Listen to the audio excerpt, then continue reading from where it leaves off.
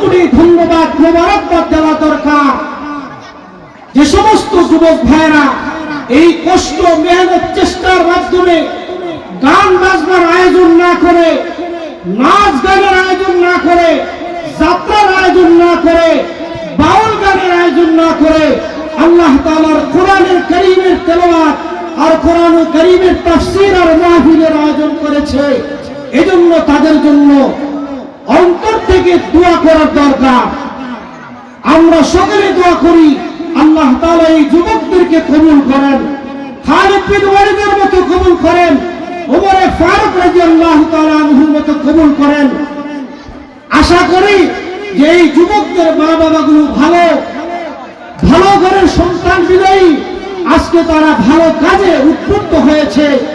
কয়েকদিন আগেও গত পরশুদিন মুদাফার স্কুল মাঠে যে একটা আয়োজন করেছে যুবক ভাইরা, সেখানে স্কুলে 5 ছাত্রদের মেধা পরীক্ষা করার জন্য মেধাভিত্তিক পরীক্ষা হয়েছে এবং মাদ্রাসা কয়েকটা মাদ্রাসার ছাত্রদেরকে এনে সেখানে আল্লাহ পাক রব্বুল আলামিনের মহাগ্রন্থ আল কোরআনুল কারীমের তেলাওয়াতের প্রতিযোগিতা হয়েছে।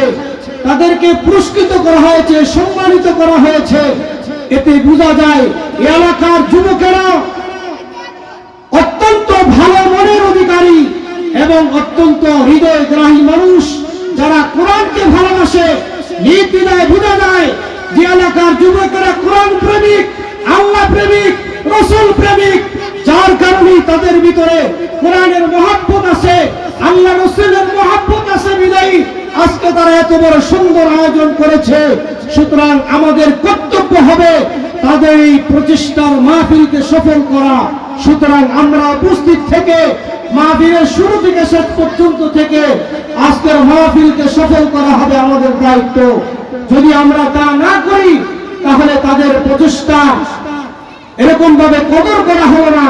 সুতরাং এই যুবকদের ভালো কাজের কদর যদি আমরা না করি, ওদের ভবিষ্যতে এই যুবকরা খারাপ কাজে লিপ্ত হয়ে যাবে।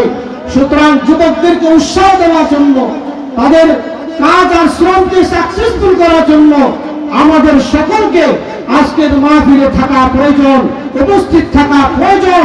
আল্লাহ তাআলা আমাদেরকে কবুল করেন, এই যুবক ভাইদেরকে কবুল করেন, ইসলামের আরো বড় বড় কাজ যাতে তারা করতে পারে আল্লাহ তাআলা এর জন্য তাদের দিল খুলে দেন।